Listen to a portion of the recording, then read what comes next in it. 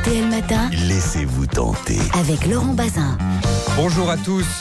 Bonjour Laurent. Ah ben oui, ils sont là. Mais bonjour Laurent, bonjour les auditeurs, bonjour tout le monde. Bonjour tout le monde. Les vampires sont de retour. Dernier volet de la saga Twilight au cinéma, ça sort mercredi. C'est le numéro 5. Stéphane Boutsock a rencontré les deux acteurs stars, Kristen Stewart et Robert Pattinson à Los Angeles, à LA. Il a pris l'avion. Nous vous offrirons des places. Et puis il est revenu. Et il est revenu. On vous offrira des places pour aller non pas à Los Angeles, mais pour aller découvrir Twilight 5. Les 4 premiers épisodes ont réuni 11 millions de spectateurs en France. RTL Matin.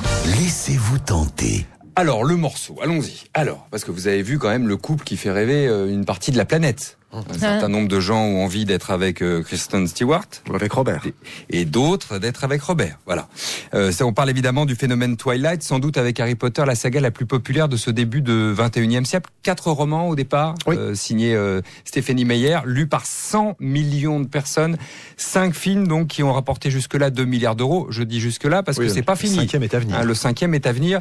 Révélation chapitre 2. Vous êtes allé jusqu'à Los Angeles, donc en avion. Merci de l'avoir précisé tout à l'heure parce qu'on avait quand même un doute, pour rencontrer, vu que vous avez été absent presque 4 jours, on s'est dit, a pris le bateau, c'est pas possible, pour rencontrer les deux héros de Twilight, donc j'ai nommé Stewart et Pattinson.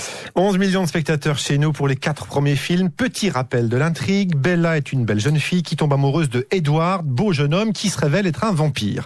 Vont-ils succomber à la tentation ? Jacob, autre beau jeune homme amoureux de Bella, qui a la particularité, lui, d'être un loup-garou, veille.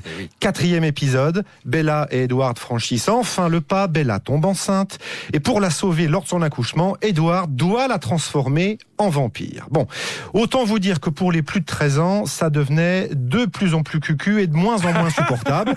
Eh ben, sauf que dans ce numéro 5, après une heure assez mièvre, le film réserve une superbe baston entre gentils et méchants vampires. Ça vaut le déplacement. J'y reviendrai plus largement mercredi. Alors, pour les deux comédiens, on imagine quand même c'est la fin d'un long, très long marathon. C'est quoi, 5 ans ? Ouais, 5 ans de folie planétaire qui ont fait de Robert Pattinson et Kristen Stewart les idoles de millions d'ados. Le duo à l'écran est devenu couple à la ville avant que Mademoiselle ne donne un petit coup de canif dans le contrat cet été, puis que Bob passe l'éponge et que la romance repart de plus belle. Je ne vous cache pas que l'ambiance était un petit peu tendue le week-end dernier à Los Angeles du côté de Kristen Stewart, à qui j'ai demandé dans quel état d'esprit elle se trouvait. Je n'ai pas envie de dire au revoir à Bella. J'ai fait ces films parce que je voulais la conserver auprès de moi. Le plus important, c'est que nous avons transmis ces histoires à d'autres, aux fans. Ils ont été marqués par ces films. Leur succès est tel qu'ils resteront pour toujours. J'ai juste besoin d'une nouvelle chose excitante à faire et pour l'instant, je n'ai pas trouvé. Même sentiment du côté de Robert Pattinson qui, en bon british évidemment, cela joue cool. Je ne suis pas sûr d'être triste.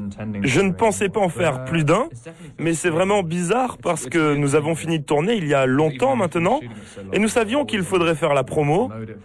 Là, ça va être la dernière avant-première et puis c'est terminé. Cette étrange sensation de voir ma vie s'accélérer, là, j'ai vraiment le sentiment d'avoir 26 ans.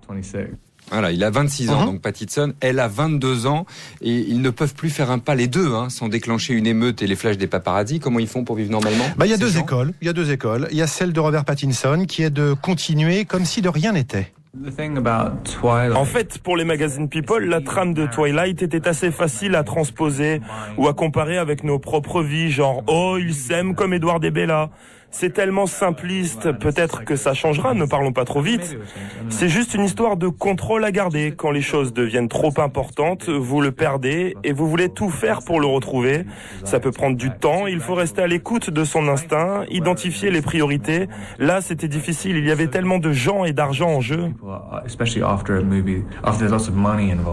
Et puis, il y a la méthode Kristen Stewart, plus intériorisée, presque analytique. C'est tellement loin de nous aujourd'hui, c'est étrange. Nous ne pensions pas que ça deviendrait une série de films, c'était plutôt un petit projet, comme un truc indépendant. Pour être honnête, il a fallu se battre au début et mettre tout ce que nous avions pour réussir. N'importe qui aurait été terrifié. La grande différence entre la fille que j'étais alors et moi actuellement, spécialement après cet ultime tournage, c'est que j'ai vraiment grandi. Et l'avantage, c'est que je contrôle mes peurs, je sais que ça ne s'effacera jamais, j'ai su me servir de ça et ne pas le redouter. Twilight 5, Révélation, chapitre 2, c'est donc mercredi au cinéma. Kristen Stewart et Robert Pattinson ont déjà embarqué vers d'autres horizons.